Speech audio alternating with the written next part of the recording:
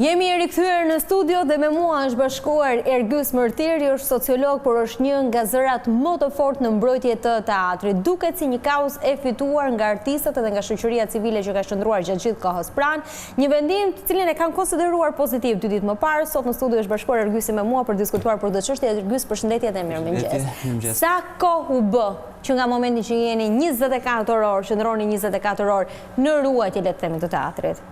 Po i mbajmë me i numru, po do të paktën nga 17 korriku jemi 24 orë, në 24 ka gjithmonë njerëz që janë në protest.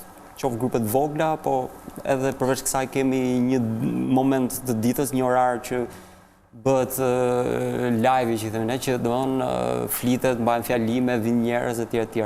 Por gjatë gjithë ditës aty ka njerëz, gjatë gjithë ditës dhe gjithë natës. Mirë, nga e mërkura doli vendimi që nuk do të ketë më është hedhur poshtë ajo iniciativë që ishte pa kohë më parë dhe do të rindërtohet, do të ketë një ristrukturim le të themi me fonde nga buxheti i shtetit, ka kërkuar bashkia. Është konsideruar si një lajm pozitiv nga ju aktivistët në mbrojtje të teatrit? Lajmi për mua dhe për shumicën prej nesh është sigurisht për të gjithë është shumë pozitiv, po për një pjesë të mirë është një fitore e jona, jo lajmin vetvete, por ajo çfarë ne themi nxjerrim nga lajmi. Domethënë gjë e parë e dukshme dhe e qartë është që qeveria është tërhequr nga ligji special, që do thotë që nuk do ligji jo ndryshe si ligji fusha. Ligji fusha, pra ligji special, se kjo është një prej katastrofave që do të vënë që bëhet një ligj special për një kompani private dhe parlamenti merr një vendim për këtë.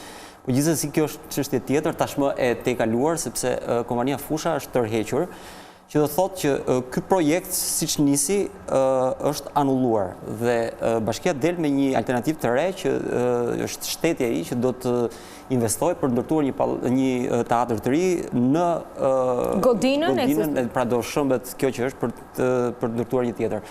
Më thënë, lajmi pozitiv është që ai projekt është anulluar. Nuk do ketë më kulla aty, ideja kullave. Në qoftë se do ketë tek pjesa që firma fusha ka, se ka edhe një pjesë, por edhe aty nuk besoj sepse nuk ka kuptim të jepet një leje në atë zonë pa justifikimin e një teatri të ri. Domethënë ky është i vetmi justifikim për cilën u hyn në marrëveshje me kompaninë. Edhe pse nuk do habitesh më që të ketë një leje është vetëm. Gjithçka ndodh, këtu nuk ka habia, e kanë vrarë me kohë, domethënë nuk ekziston më. Por nga ky aspekt them që është një fitore sepse unë e shoh këtë më shumë se si një tërheqje të qeverisë sesa si një ndryshim plani për të bërë të njëjtën gjë me një mënyrë tjetër. Është një tërheqje e qeverisë sepse nuk ka arsye, domethënë që e para një qeveria ka 2 vjet që thotë ne po ja japim firmës fusha sepse nuk kemi para për ndërtuar një teatr të ri. Befas, në momentin që prishet kjo marrëveshje, qeveria thotë që i pas kemi parat për ta bërë. Domethënë qeveria pikës parë duhet na tregojë ku i gjen këto para. Dhe pse ka thënë për 2 vjet që nuk pushtetit qendror për të akorduar. Më tepër që jemi në një situatë ku sapo kërkuam lypëm nëpër Europë, dolëm shtrim dorën që nëpër Europë e nëpër botë, jo vetëm në Europë, për pasojat e tërmetit. Tashmë na duan të harxojmë 30 milionë euro të tjera për të ndërtuar teatrin. Kjo kuptohet që kjo është thjesht një justifikim i qeverisë e cila ka dashur që në këtë tërheqje të saj të mos ta pranojë si humbje.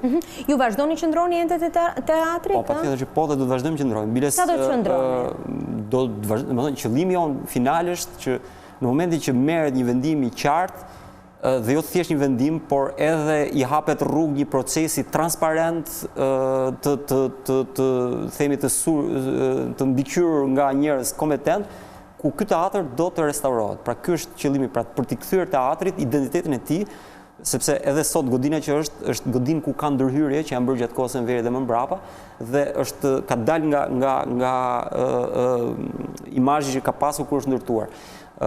Në momentin që do të shtyhet deri kësaj dhe unë besoj që shumë shpejt do shkojë deri kësaj, atëherë kjo protest e ka finalizuar qëllimin e saj. Por kjo sigurisht ishte fitore, themi ky është hapi i parë drejt fitores përfundimtare të protestës së teatrit. Kur do ta quani përfundimtare fitoren tuaj? Në momentin që do jetë hartuar projekti, do jetë marrë vendimi, do jetë ngritur dhe ku diun komision gjithë gjërat çfarë duhet për të qenë të sigurt që teatri do restaurohet dhe në mënyrë transparente, që të mos bëhet siç bëhen restaurimet këtu dhe aq më tepër në mënyrë korruptive. E kuptoj. U bë shumë muaj që ju jeni në mbrojtje të teatrit, duke qëndruar 24 orë aty, pa ujë, pa drita, por me shfaqje dhe me aktivitete të shumta. Si kanë qenë këto muaj? kanë qenë muaj shumë aktiv, shumë të lodhshëm, por cilat na kanë dhuruar kënaqësi të mëdha. Domethënë, në momentin që u përballëm me policinë, fituam ndaj policisë, janë momente që vërtet na kanë lodhur, na kanë edhe indinjuar, edhe shqetësuar, por kur ti arrin atë fitoren e përballjes, ndjen që ja ka vlerë gjithçka, domethënë. Aq më tepër kur teatri është hapur, shfaqja e parë kujtoj me Dimalkën, ka qenë një ekstaz për njerëzit aty, domethënë pavarësisht se nuk është krahasimi ndoshta 100%, po ishte një lloj ide rikthimit në kohën e dhjetorit 90 që ti arrin një fitore për cilën ke një vit e gjysmë që mundohesh. Pastaj sigurisht solidaritet shumë i madh, tërmeti ka treguar një solidaritet për qytetarëve, njerëz cilët kanë dhuruar donacione, njerëz cilët kanë paguar dhe karburantin për të mbajtur gjeneratorët ndezur, sepse shfaqjet i bëjmë me gjeneratorë dhe protestën kur e bëjmë me gjeneratorë, sepse na është prerë ujë, na është prerë dritat. Megjithatë, të gjitha këto nuk na kanë bërë të tërhiqme, përkundrazi na motivojnë më shumë sepse kuptojmë se deri në çpik ky pushtet mundohet të sabotojë. Gjë që do të thotë që kjo protestë është e rëndësishme pa ka këtë vëmendje. E prisni të vendimin e të mërkurës? Kishit informacione? Po, kishim informacion dhe e prisnim.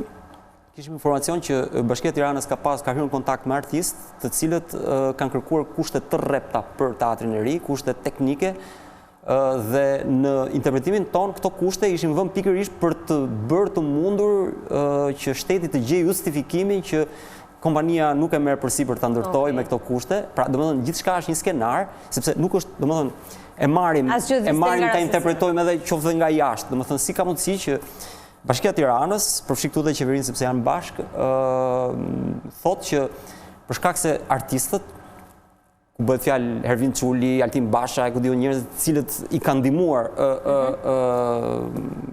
qeverisë për të çuar përpara projektin e saj për të prishur teatrin, sot marrin përsipër të thonë që shiko, pa këto kushte teknike ne nuk pranojmë që ai bëhet dhe befas qeveria dhe bashkia arrin të dëgjojë dhe të bindet nga 2-3 artistë të pra jo militantë sipas kryetarit të bashkisë dhe vendos të prish një marrëveshje me një kompani për cilën ka 2 vjet që lufton, për cilën ka 2 vjet që bën të gjitha llojet e marifeteve që ky projekt të shtyhet përpara, për cilën nuk ka dëgjuar as zërat e protestës. Se erdhi në këtë moment?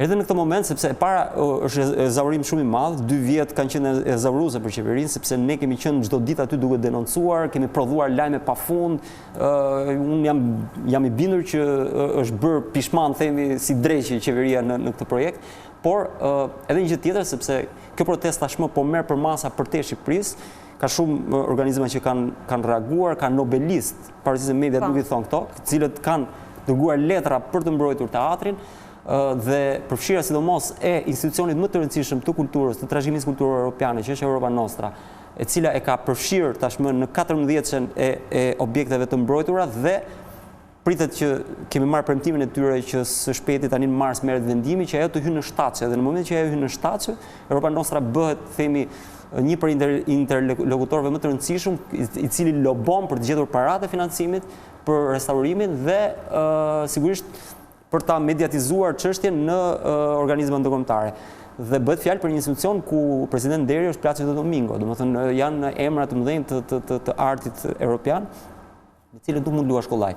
Para 2-3 javësh kishte një letër nga presidenti i Europa Nostras ku i drejtohej personalisht Edi Ramës, presidenti Ilir Meta dhe kryetari i Bashkisë Eron Veliaj që të mos e prishin këtë teatr sepse do ishin të parët që merrnin përsipër të prishnin, të shkatronin një objekt të cilin ky institucion e ka marrë në mbrojtje. Pra nuk ka ndodhur kurrë dhe këta do ishin të parët dhe ndoshta të vetmin në historinë e objekteve kulturore të Europës. Dhe Europa Nostra e konsideron teatrin kombëtar jo thjesht një trashëgimi kulturore shqiptare, por trashëgimi kulturore europiane. Pra gjithë bla bla bla çfarë është thënë këtu që jo po është kuti shkrepse, jo po është ku diun karton xhez, ku diun çfarë s'kan thënë për atë, jo depo ushtarësh, magazin ushtarësh, karakatim fashiste etj etj. Rezulton komplet e kundërta me atë që mendon institucioni më i specializuar për vlerësuar një trashëgimi kulturor, që është Europa Nostra. Pra, këta që janë ekspert europian ndërkombëtar për vlerësuar, thonë që kjo është trashëgimi europiane, kulturore, kurse këta, ku diun, mjeshtrat e kulturës shqiptare, këta thënë që është thjesht një karikaturë. Jeni ndjerë ndonjëherë domethënë gjatë gjithë kësaj beteje ju keni pasur mbështetje shumë të madhe, para keni qenë një komunitet shumë solid që qëndruat të fortë, por ndër të tjera keni pasur edhe mbështetje shumë të madhe nga qytetarët. Por gjatë kësaj rruge, gjatë këtij rrugtimi, gjatë gjithë këtyre muajve, jeni ndjerë ndonjëherë të pafuqishëm keni menduar që sado që ne të vazhdojmë të qëndrojmë do ta prishin apo domethënë gati të dorëzuar? Të dorëzuar jo, sepse në thelb për mua ka një gjë që unë nuk shoh shumë, edhe për shumë tjerë si unë, se nuk është se jam i vetmi, unë nuk shoh shumë cili është përfundimi i gjës. Pikës parë ne duhet mendojmë nëse një diçka është e drejtë, ajo duhet mbrojtur. Me aq sa ti ke mundësi dhe aq sa të jepet, ti duhet bësh detyrën tënde. Unë e konceptoj si detyrë, si përgjegjësi qytetare. Pra domethënë në këtë vend ku gjithçka është shkatruar, në këtë qytet ku po shkatrojnë, po digjen vila, po i vu flaka ngjitur aty godinës që ka qenë gjithë me sahatin. Në fund fare është përgjegjësia jona që s'kemi ditë ta mbrojmë këtë qytet. Po të paktën të mbrojmë një gjë, sepse ajo është dhe simbolike fakti që këtu ka njerëz që rezistojnë. Kështu që cili do të ishte përfundimi i kësaj, unë nuk pendohem kurrë që kam qenë pjesë e një reagimi qytetar, një rezistence për të mbrojtur diçka të drejtë. Ka pasur momente që e ndjeri dyzuar? Sigurisht që i dyzuar, po ta lë fare se po patjetër që po, domethënë sepse kemi kaluar momente ku kemi qenë edhe 5 vetë në shesh në fillim, domethënë akoma kur nuk ishte themi mediatizuar kaq shumë çështja, kur një pjesë e mirë e artistëve ikën, themi e tradhuan kauzën, nuk e di për cilat arsye, se këto janë marifetet e bashkisë që arrin ti çojë përpara, sepse ka shumë mekanizma nëpërmjet cilave luan gjithmonë underground ose pas perdes. Dhe kjo sigurisht që të vendos përballë presionin. Por nga ana tjetër kam menduar edhe këtë që në një vend ku njerëzit dorëzohen dhe të rriqen kaq kollaj është vërtet akt sublim që ti të qëndrosh edhe kur të tjerët ikin.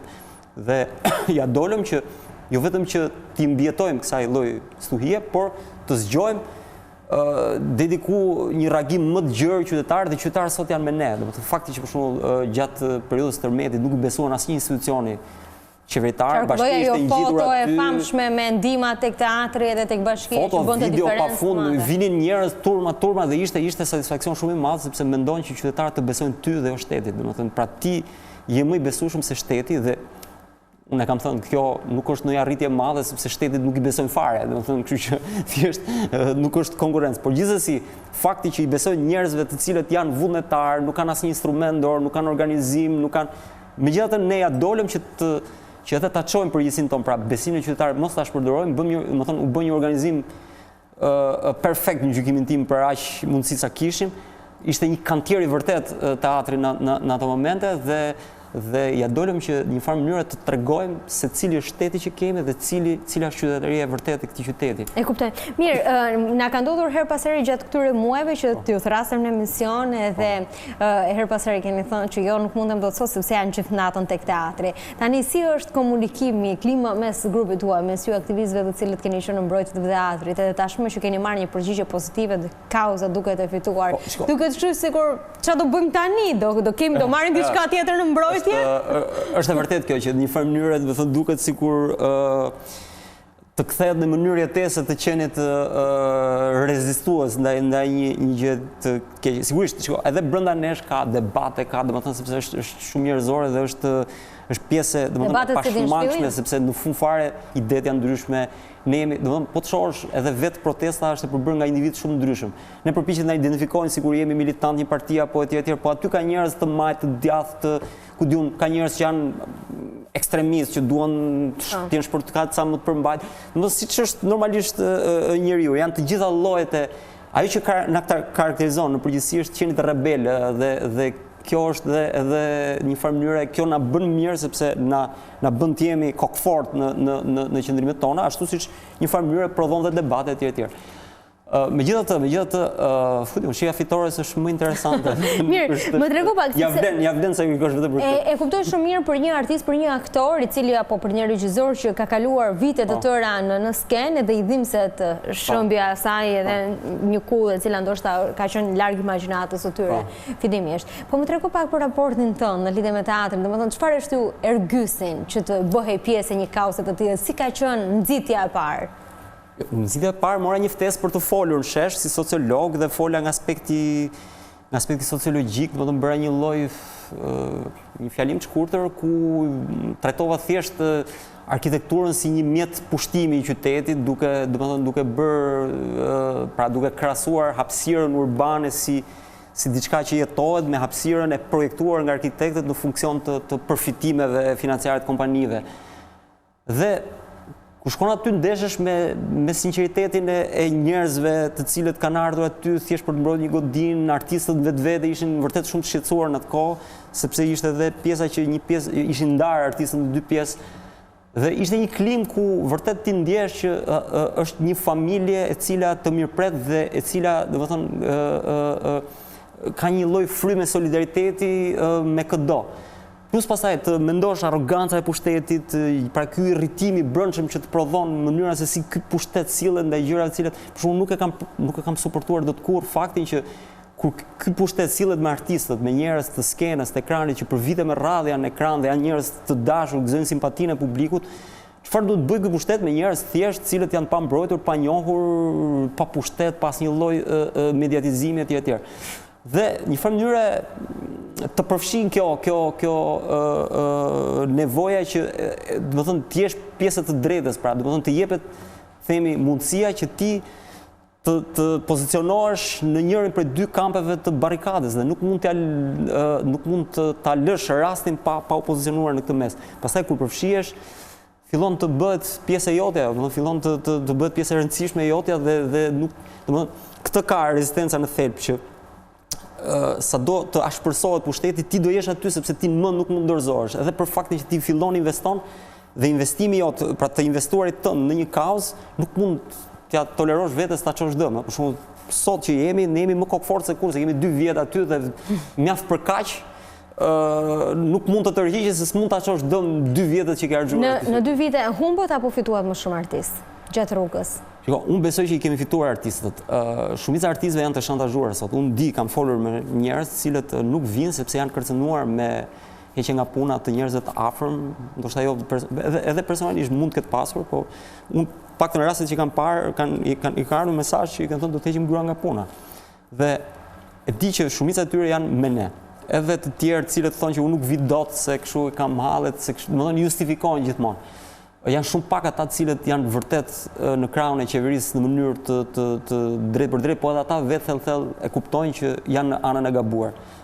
Thjesht nuk duan ta pranojnë, sedra që nuk i lë ta pranojnë. Janë në krahun e gabuar dhe këtë e dim vetë sepse vetë shumica prej tyre kanë qenë kundër prishjes teatrit para 20 vjetësh kur ishte më e lehtë ta mbroje. Kështu që, por edhe gjatë kësaj periudhe kemi marrë shpeshherë kontakte me artistë cilët thonë që bravo ju qoftë, ja keni dalë kësaj pune. Ata nuk kanë shpresuar sepse në fillim shumica prej tyre edhe nuk janë angazhuar ose më saktë nuk janë pozicionuar në mbrojtje të kauzës sepse kanë menduar që është e kotë, ky pushtet do marrin çdo gjë. Fiton gjithçka. Sot ata shumica prej tyre janë penduar që nuk ishin në këtë krah që të ishin pjesë e fituesve. Nuk kanë besuar dhe sot e dinë që ja dilet po të jesh vërtet blok. Nëse ata do ishin që në fillim në këtë kauzë, nuk do kishin shkuar 2 vjet. Pra një farë mënyre ata janë gjithashtu fajtorë që ne kemi shpenzuar gjithë këtë kohë. Ishte shumë kënaqësi gjyshe këtë mëngjes me mua në 7:05 edhe faleminderit. Faleminderit juve edhe për predispozitën për t'i dhënë zë. E keni gjithmonë studion e hapur. Mirë. Ne do ndalemi tashmë në një hapësirë të shkurtër reklamash e më pas në studio do të jenë 3 zonja të nderuara, do të flasim për feminilitetin, se si duhet transmetuar, nëse ka ndryshuar nga dje dhe sot, dhe çfarë duhet bëjmë për të pasur femra më femile edhe më të forta.